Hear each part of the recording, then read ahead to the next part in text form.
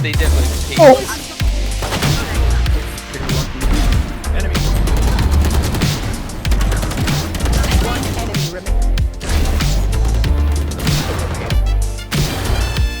One enemy. Oh my god, I got him completely blind.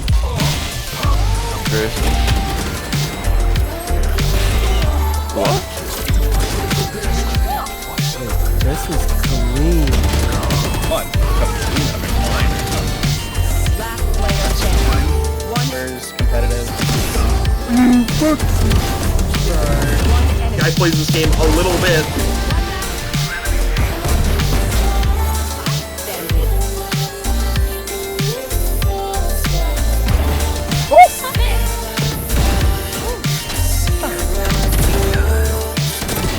I don't even know what do I know. Oh shit! Dude, sorry. No one left to send a message. That's fine, that's fine. I be chiefing, dude. I be chiefing them. I like this map. Seriously, I genuinely do love it. I was pretty terrified that Riot wasn't going to be able to nail another 3 bomb site map, as Haven is kind of finicky, but they did it! They've done it! All 3 sites are intricate and well thought out, while pushing new ideas into the forefront. It tries new things and makes its own identity without destroying game balance in the process, and props to them for that. While I do believe a lot of people still have a lot to learn about this map, I believe that people are gonna grow to love it. Genuinely, it's a really fun map. Hey, this isn't what we're here for. This is the definitive guide, mind you. Italicized for emphasis. Usually I do something quick to try and push content out while the map's fresh, but instead of shilling for the job I dream of, let's make something genuine. A guide for anyone looking to learn Lotus, using a combination of everything I've learned from experience and from watching other content. It's not stealing, it's innovating. And hey, let me know what you think of this type of content. It's not too far off from the content I'd usually make, so let me know if this blends in seamlessly the way I'd like it to. Plus, if you have any tips or other comments, you know they go in that comment section down there. Thanks! Let's go over each individual bomb site, going in alphabetical order. A site is probably the closest thing to a traditional bomb site as it gets. A main is a large area where attackers and defenders meet first, usually at this major sight line here, from roots and rubble to bottom stairs. This is easily mitigated by an attacking smoke placed next to this box here, and is a common smoke you should almost always place. There's a major breakable here, which connects A link to A main, and it's not uncommon to place a defender here to help contest A. The wall next to the breakable is technically wall bangable, but it's oddly inconsistent with traditional rifles.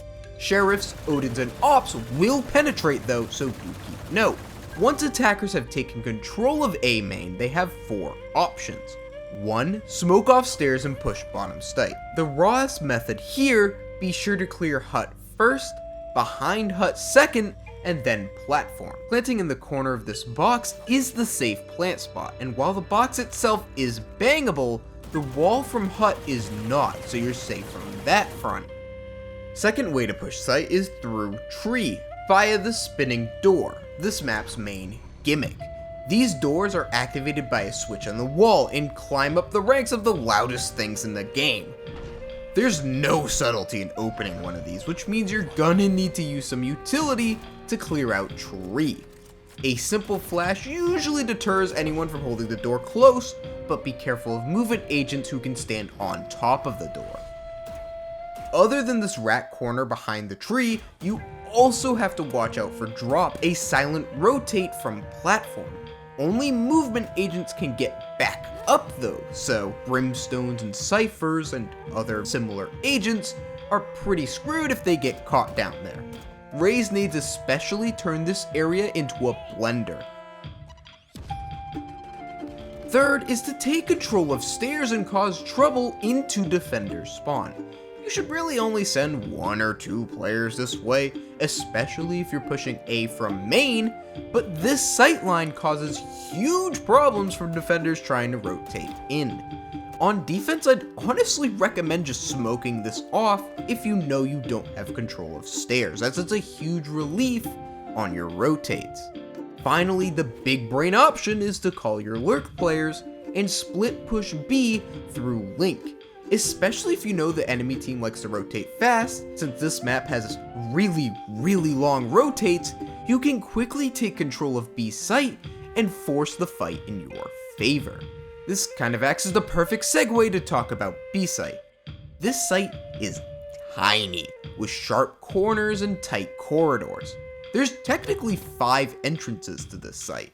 1 from attacker spawn, 1 from defender spawn, 1 from A link, 1 from C link, and 1 from C door, off of C mound. Attackers get a whopping 1 whole entrance at the start of the round, while defenders have control of 4. However, the crux of this all is that both A link and C door are areas that attackers usually fight for over the course of a round. Once they have control of these areas, they have a solid option to flip the tables and rush B. This is why both teams should always keep at least 1 player on B site, defenders for obvious reasons, but on attack you want a player playing pillars. While it's not the flashiest job, you keep control of B main while also watching the flank, something players love to do on this map specifically. Then, when the time's right, you can either help split push B or rotate over to a site where help is needed. This job is best on characters like Astra or Omen or Yoru, who can use utility remotely and or rotate quickly. This pit on the site makes for interesting engagements, as you can use the pit as cover for anyone pushing you. Not a bad position to play in, especially if you have a movement option out. Finally, let's talk about C, probably my least favorite site. Much like A, C main is heavily contested by both teams at the start of a round. The difference is that defenders get to set up far quicker than attackers can get to them. There's a stupid hill called Mound that defenders can finagle to create tricky engagements. Also, one way on this box here makes it really hard for attackers to contest without investing a bunch of utility. However, the site itself is quite hard for defenders to sit on and control, as there aren't a lot of good spots to contest from. Standing up on the site is nice, but now attackers can use the mound to their advantage to contest you from odd angles. Playing Bend is also quite flexible, but you're forced to peek the mound player to get out, which can result in getting picked off. You can play behind pillar, but once enemies cross over to Bend, it's only a matter of time before you get sandwiched. Waterfall and Hall are great angles to contest from, but will get smoked off by competent teams, and their passive nature will force you to play retake. Flanking from the door is nice, but you're gonna have to deal with the player watching flank from pillars first, which will give away your play. As long as attackers control their flanks, they won't have to worry about a lot of these things when holding a retake, and makes the dynamic of the site quite interesting. It's complicated though, so genuinely, don't worry if you don't get it first try. If all starts to fail, just remember that you can simply rotate out and either hit B or A. Also, because of the verticality of this site, movement agents thrive when contesting, either sandwiching players playing Bend, or creating tricky angles on this box. Remember that this thin wall containing the site is penetrable and lines up pretty well with head level, allowing you to rake in easy picks. Alright, with the map broken down, let's get to the best section of this video, the tips and tricks section. A grab bag of random stuff I found while playing and watching the map. Yippee. This section of wall dividing A main and tree is penetrable. If you hear a player taking orb, you can rake in an easy pick, and vice versa if you know a player's on the door switch. The rope that leads to top platform is interesting in its collision, as you can attach and detach from the top of the rope, allowing you to perform some cheeky peeks. As Jet, you can perform a really useful super dash off of drop. Just stand back and look at the line in the wall at an angle, then dash and jump. With ult, you can get a very stylish pick on players pushing tree. You can also technically use this to get up drop without using an updraft, but that's far less fun. Placing a one-way on this wall here and playing inside B pit is a great way to become the toe tickler you've always dreamed of. Be sure to mix up peaks by standing on both the main and water platforms for maximum value. If you know a player is playing inside pit, standing in this corner completely blocks off line of sight for them. Good to know for both sides, as it's really nice to know your blind spots when peeking. If you're playing Fade or Sova, throwing a reveal over C waterfall can rake in easy picks, as for whatever reason, the waterfall itself is penetrable. Finally, I made a short on this one, but standing up on this box and placing a smoke on pillar makes you practically invisible to players pushing C. This usually catches attackers off guard when coming around bend, and you can retreat towards waterfall once getting big picks. And that's about it!